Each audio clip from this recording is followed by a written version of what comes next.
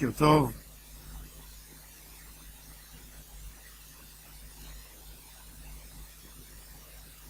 Shavua Tov.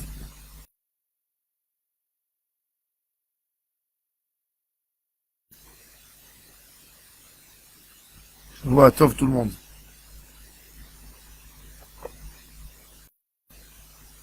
Dit à Moshe Rabbeinu, Bo el Paro, כי אני הכבדתי את ליבו.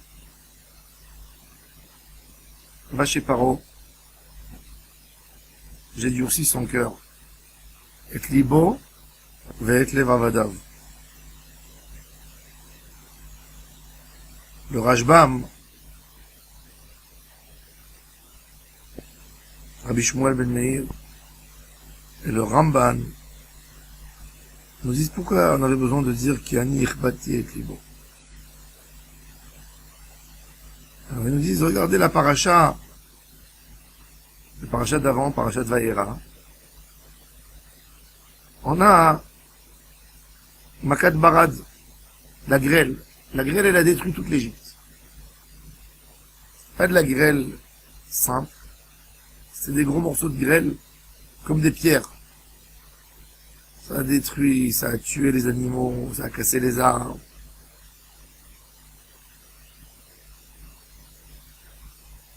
Et Paro était tellement en panique qu'il a appelé Moshe Rabbeinu. Il a dit Hachem Hatzadik. Hachem, c'est le Tzadik. Ce Hachem, ce fameux Hachem, que Paro ne voulait pas le reconnaître. Il a dit qui c'est Hachem? J'ai pas envie de l'écouter. Je vais pas envoyer les Bnei Israël. Et là, il dit Hachem Hatzadik. Va'ani va'ami Reshaim. Nous sommes des Reshaim. Alors, c'est quoi tout d'un coup que Paro s'entête après cette parole qu'il dit, il s'entête à les enfants d'Israël chez lui et à ne pas les libérer. Tu l'as avoué de ta propre bouche. Tu as dit Hachem Hatzadik, Va'ani va'ami Reshaim.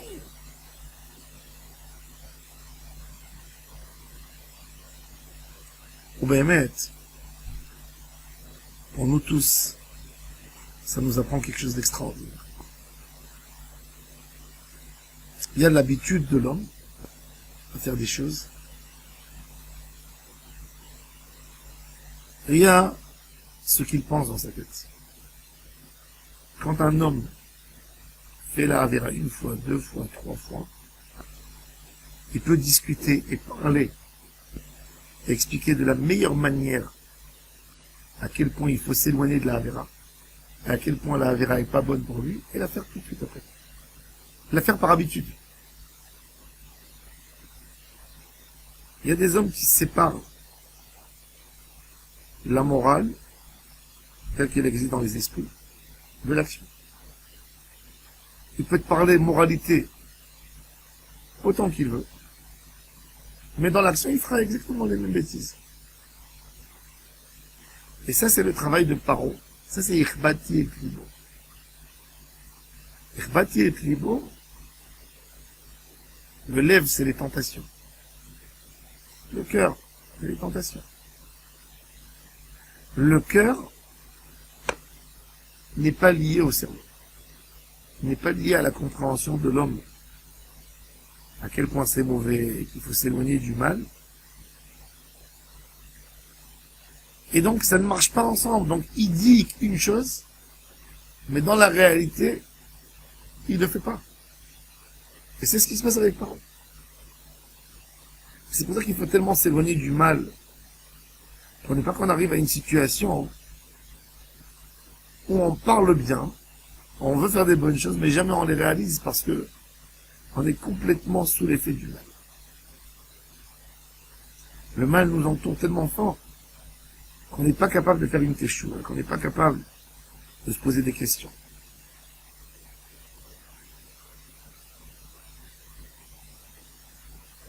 Ce Ichbati et Libo, le cœur reste dans sa position. Tout le travail de l'étude de la Torah et du Moussar, c'est d'essayer d'atteindre ce cœur, d'essayer de ne pas le laisser justement rester comme il veut, dans sa position où il est. C'est de créer un homme de lui-même, la propre vérité, la propre moralité, elle l'empêche de faire ce qu'il veut faire. Lui-même, personne d'autre. L'homme, sa tentation qui est presque ancrée en lui, presque son corps la réclame. Il marche dans la rue, il voit quelque chose, il réclame. Et sa moralité lui fait un barrage tellement fort qu'il n'est pas capable de faire. Quand quelqu'un il a obtenu ça, il est arrivé à ce niveau, c'est magnifique pour lui. C'est-à-dire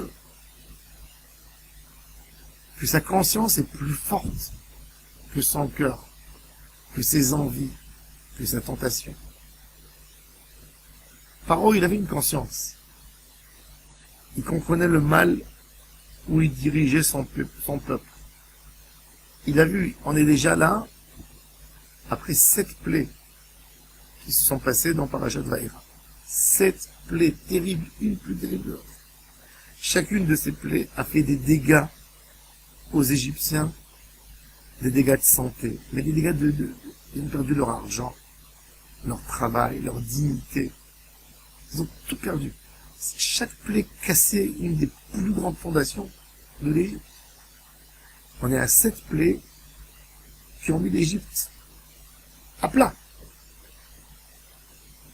Paro n'était pas un homme bête, était un homme intelligent, un roi. Et de temps en temps, il a même des prises de conscience. Chaque fois qu'il appelle Moshe, c'est une prise de conscience. Et ce qu'on voit ici, ce qui est remarquable, c'est à quel point un caractère qui n'est pas soigné, il arrive à atteindre et à faire du mal à l'homme. Peut avoir autant de moralité qu'il veut, mais au moment de l'épreuve, où ce sera une simple décision de prendre sur soi une simple décision, de libérer les enfants d'Israël d'Égypte, il n'est pas capable de le faire. Et ça, c'est le vrai travail de l'homme, de nous tous. On a une idée. Est-ce que cette idée, elle est tellement puissante chez nous à un point qu'elle peut changer nos actions? C'est ça, le Icard du Limud Torah. Le Icard du Limud Torah, c'est de laisser la Torah te changer. On peut parler beaucoup de fois en philosophie de la Torah, mais on n'a jamais laissé la Torah rentrer dans l'endroit de nos tentations et qu'elle dise stop, qu'elle nous arrête et qu'elle nous empêche de faire des choses qu'on aurait voulu faire. Et ça, c'est un travail. Ça, c'est le vrai travail. Paro pour nous tous. Et la plus belle des images pour montrer comment quelqu'un peut se casser la figure tout en connaissant la vérité. En criant 10 fois, ça y est, c'est Hachem. Mais au même moment même, il a des choses qu'il n'a pas soignées chez lui, qui lui causent une grosse fierté. Il n'est pas capable d'avouer sur la vérité. C'est même pas une avéra quelque part à la base, c'est une fierté. C'est quelque chose qu'on traduirait pas tout de suite comme une grosse avéra, qu'on traduirait plutôt comme un caractère. Et ce caractère cause à l'homme de faire les plus grandes des avérotes. L'idée principale de la vie, c'est pas de faire une mitzvah ou de ne pas faire une avéra. C'est de s'occuper de son propre caractère. De son caractère. Et de faire attention des choses qui peuvent nous enterrer vivants. Des choses qui peuvent nous faire autant de mal. À un moment, Paro, comme il dit le Rambam, devient presque une scène. Et Akadosh Baruch Hu nous dit, soyez observateurs. Regardez, cet homme a perdu sa logique propre. Et aujourd'hui, il est là pour vous faire un enseignement. Pour vous faire un enseignement où un homme peut arriver. Comment un homme peut se détruire, casser tout ce qu'il y a autour de lui, que parce qu'il a des idées tendues. Combien de fois on voit des gens qui foncent vers quelque chose. Et quand ils font ce voyage terrible, ils cassent tout ce qu'il y a à côté d'eux. Leurs femmes, leurs enfants, leur entourage, le travail. Pourquoi? Parce qu'il y a un point, Irbati et Libo. Ce Kovedalev. Ne pas faire une relation, ne pas faire un lien entre ce que j'ai, ma moralité et mes actions. Faire ces deux choses séparées, parce que la preuve, que cet homme, quand il entend la même histoire qui se passe, qu'on lui raconte que son ami a fait, il va le condamner, il va le juger, il va dire il est tordu. Mais quand c'est lui, il met un barrage entre sa conscience et entre ses actions. Et ça, il ne faut pas qu'on arrive là. Et justement, si on parle du Yetziat Mitzrayim, c'est de sortir de ça. Chez mes Akirotano, d'avoir une vraie Yetziat Mitzrayim. Sortir du mal, sortir des problèmes. Hashem Yeh Be'ezreno. Baruch Adonai Le'olam. Amen.